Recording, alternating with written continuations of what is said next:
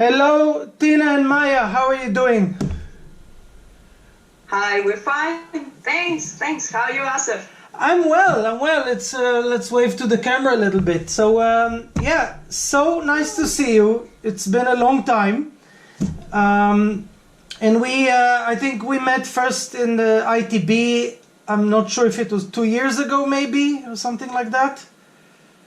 Yeah, I believe it was 2 years ago, huh? 2018, yeah. 2018. When we started with the Berlin Travel Festival and also at the ITB all together. So That's right, yeah. And I mean, do you miss that? Because when I heard the news that they're canceling the ITB, I was a little bit, kind of, now it's real. yes, exactly. It was the same situation also for us. Like at first we were, but it's the ITB, it's the biggest tourism fair, so of course it's gonna happen. And then all of a sudden they said, okay, they're considering about canceling the ITB. It was like 24 hours before the decision was taken, and we were like, nah, it's not gonna happen. But when it actually did happen, that was some serious trouble in the world, I would say, because this was like the first major global event that was canceled because of the virus. So. Yeah, that's right. I think that's you know what? I'm actually going to tell the camera if someone is maybe not familiar with that by chance. So the ITB is the biggest tourism fair in the world, taking place at the first weekend of March every year.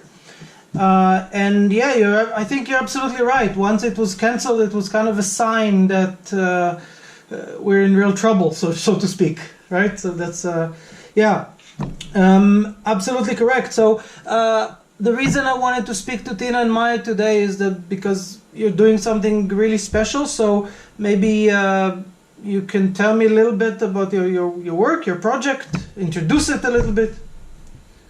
Yes, definitely. With a lot of pleasure to your audience. It would be to introduce our business idea that popped up several years ago. But since we are both tour guides working actively in this field of tourism industry, we realized that actually tour guides are some kind of Cinderellas of tourism industry, and the rest of the tourism industry is somehow underestimating the communication power that tourist guides have in their own hands. Yeah. And on the other hand, what we realized was also that tour guides themselves were not aware of it. Right. And also, we realized that sometimes the lack of knowledge in the field of sustainability, in the field of intercultural communication, in the communication competence, all this contributed to the fact that tourist guides don't contribute so much as they could. And this is how we started to train tour guides. And yeah, we started small, of course, in our own country. We are both from Slovenia, but it somehow took off since also tourism boards, tour operators, other players in the tourism industry, they realized that there were changes after our training. So this is how we started. And when did you start exactly? More or less, what year? We started back, with the tourist guiding, we started about 20 years ago. So that will tell you a little bit how old we are. But about 20 years ago, 15, 20 years ago, we started with tour guiding. But the training, I would say, the training division of our business started like in around 2010. So we are 10 years on the market. And we first were only in Slovenia, and we did face-to-face trainings. But since we had, also due to the ITB Berlin, how we met you, how we met other like-minded people, also due to the fairs like this, WTM and other events, we had the requests from people worldwide. And this is how we already, before this crisis, we put most of our trainings online. So we have our own virtual learning environment where we are able to train tour guides from around the world at the same time and provide the same knowledge for all these people. But before we get to that, I'm just to know a little bit because I think about a third of the countries in the world right now are in total quarantine, total lockdown, and some countries or some cities not so much. In Berlin, for example, I can tell you that the central boroughs are very empty, but the suburbs, a lot of people are walking around. So maybe the situation is a bit different, and maybe if you can tell us a little bit what's going on in Ljubljana. You're in Ljubljana, both of you, I guess, yeah? Well, I am in Ljubljana, so I can tell you straight away how the situation is over here. Okay. We have actually been now under quarantine for 3 weeks, and it's going by the day, so things do regularly change and update. Okay. But I would say that for the past 14 days, we have been under the very strict rule of not going around the country, so just staying within our own municipalities. Okay. So it's kind of also, they're advising people to stay indoors, not to go outside, but on the other hand, still, you need to go and exercise. Sure. So for that reason, they say, okay, go out, but go at a time when there is not a lot of people around. Okay. And also go by yourself. So don't hang around in groups, and don't just go to hang, but go for a walk and then come back and stay where you are. But you are not allowed to go out of your municipality. So it's kind of funny because our country is divided into over 250 municipalities. So and the everyone one is just like 7 square kilometers, and it's so small. Like you step outside, 1 foot in one in the other. Right. But everyone is more or less staying within their municipalities. Yeah, and everybody more or less also staying indoors. So we really that's good. We try to keep under quarantine because we know this is how the situation will come down faster, and it will be better because we will get out of it stronger and sooner. Sure. And tell me a little bit about this issue that we are also facing right now, and a lot of other tour guides are facing around the world. We've lost our income, right? We've lost work for the main part of the season just as the season started.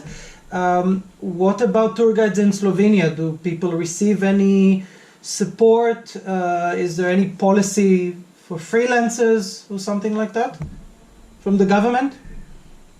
Yeah, well, generally speaking, in the beginning, nobody was sure what the extension of everything will be. Yeah. So I still have a few friends who in the beginning of March, and then also coming into the second week of March, they still were not sure whether or not the season will start on a regular basis. Oh. Because they still were receiving some bookings from people from neighboring countries coming on trips. But I have to say that within seconds that all changed. So one day we were still talking about it, and then that one small group came, they did one tour, and that was the last tour. And then as if somebody put the whole city under the lockdown and nobody was allowed in or out anymore. Right. So it all happened overnight very quickly, and in an instant all of the tours were cancelled. So people who were still kind of hoping that April, May, June things will get back to normal, they slowly, week by week, realized that the situation will not come down so fast. And of course, even now, they're already receiving cancellations for the tours coming in September and the end of the year. So I believe that most of the guides are aware that the season is more or less lost for them if they try to stick to the regular tours as we know them.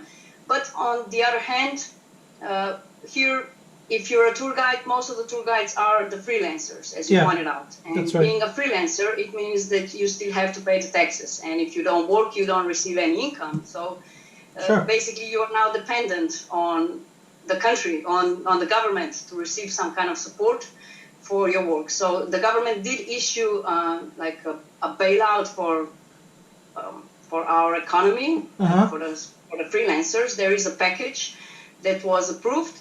And I believe that most of the people will fall under the category that they will be able to receive some subvention for the first 2 months coming into the crisis. Okay. But eventually they will have to figure out how to find alternative sources as well, because I don't believe the first 2 months will be enough to get them by for the whole year.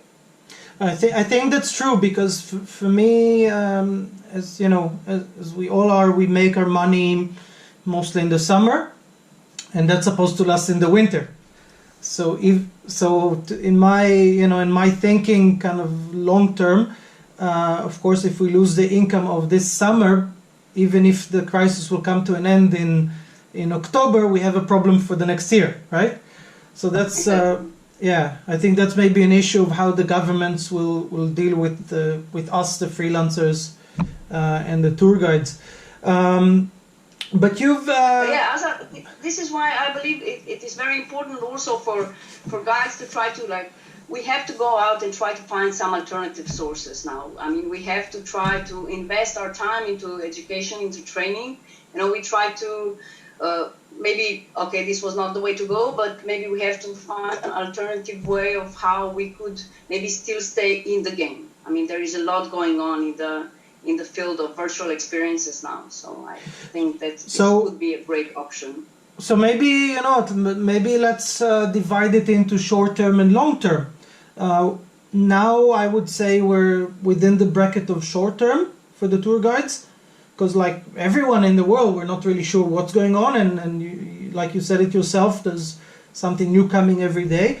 What would you then suggest for a tour guide to do? They don't have income right now, but maybe they have a little bit of, more free time on their hands. Anything that you would like to say, okay, this is something that could be smart to do right now with this time?